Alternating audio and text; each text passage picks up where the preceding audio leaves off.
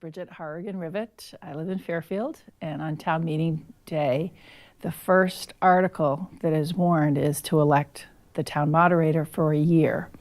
And I've been very fortunate to have been nominated and elected for the last several years.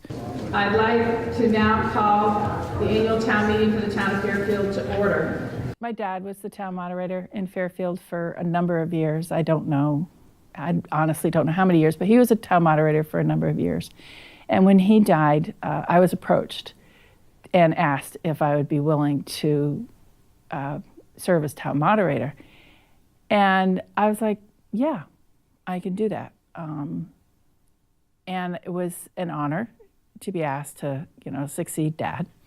But it was also a role that I thought I could play for the town. Are there any other nominations? Clerk cast one ballot for Bridget Rivet as moderator for a term of 1 year. Thank you.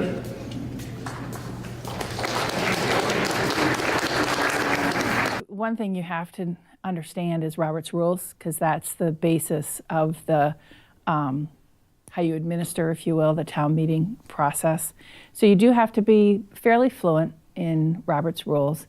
And then I think you have to be good about listening to people, observing who wants to speak, being patient with the process and the goings on, and then kind of stay on your toes. And if you can have a sense of humor, that's usually comes in kind of handy as well. One of the first things I do, which is kind of standard procedure, is I review Robert's rules, the most frequent ones that are used with people at the beginning of town meeting, so that everybody understands, how to be recognized, how to say your piece, that you speak to the moderator and not to your neighbor, some of those just kind of basics. And that process really helps. And if everybody's kind of grounded in it, you can refer back to it.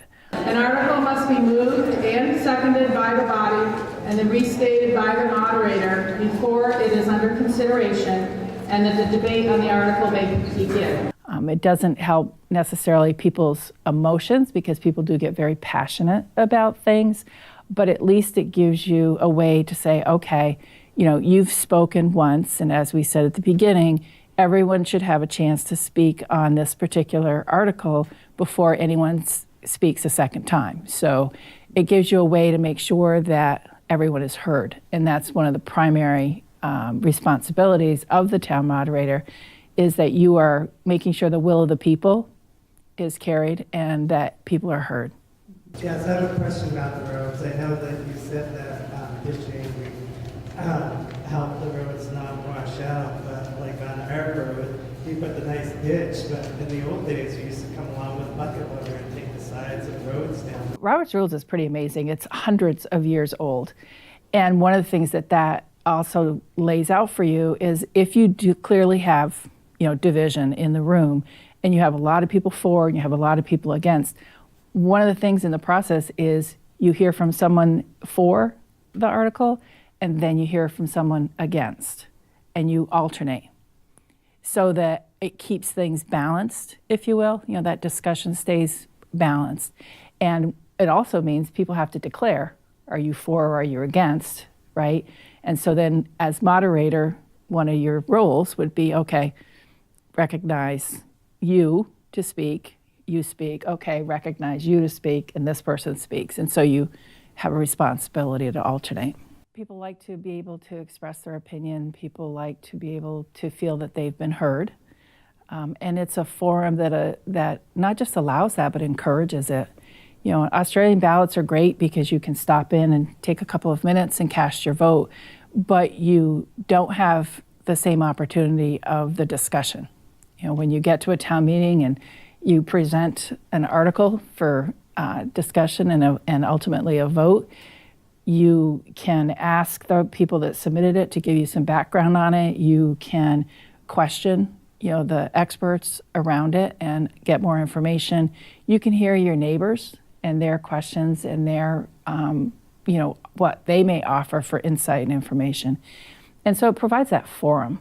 And it's also, I think, provides a sense of community in a lot of respects, because people put it on their calendars. They know that that first Tuesday after the first Monday in March is town meeting day, and they know that they can go to the town hall or the meeting place at 10 o'clock in the morning, have a cup of coffee with their neighbor, have lunch, and find out what's going on in town.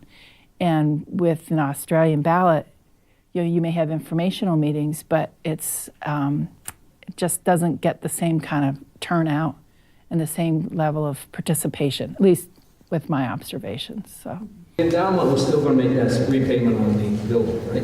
Absolutely. I think a lot of people aren't sure of that. That was the second. Right, this is just your operating budget to actually run the building. But the repayment on the mortgage will still come out of the endowment, as it was supposed to originally pour to the will.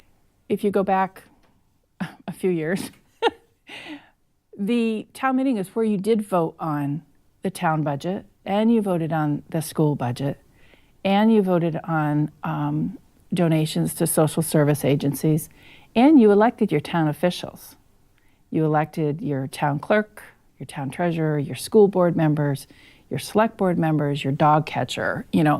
All of those people, all those positions were voted on in town meeting. And it was either by, voice, by show of hands, or if you couldn't tell the voice, then you did a paper ballot. Mm-hmm. But it was a lot of action and a lot of business was conducted on that day. And people turned out. And there was, lunch was served, and it used to be the Parent Teachers Organization served lunch, and it gave them a fundraiser, and it gave everyone a delicious lunch. Lunch today is corn chowder, chili, rolls, corn muffins, and salad. Cost is $5. There's also a bake sale, and it all benefits the 8th grade class's field trip. And it would go into the afternoon. I mean, back in the day, it was a commitment to be there from 10 till 2, 3. I mean, sometimes it went later than that if things got really spirited. But it was a big day for the town. And I remember it fondly, and people had a role. Like if you were in grade school, you helped out, serving lunch, or maybe you drove to pick up somebody to get to town meeting because they were no longer able to drive, or it was a slippery day, and so they preferred not to. So you might do, some taxiing of some of the elderly folks in town. But it was an event. It was a nice day for the town. I've not heard anyone put a time limit on being town moderator. It's a 1-year term, and so it goes from year to year. But as long as I'm able and people want me to play the role, I'm willing. Any other questions or comments? If not, I would entertain a motion to adjourn. Make sure to eat first. Motion accepted, seconded, and enjoy lunch. Thank you.